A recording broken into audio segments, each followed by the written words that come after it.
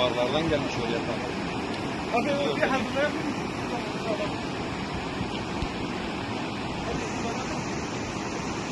Bunları buradan alacağız. Ya şöyle. Tamam bir gelsin.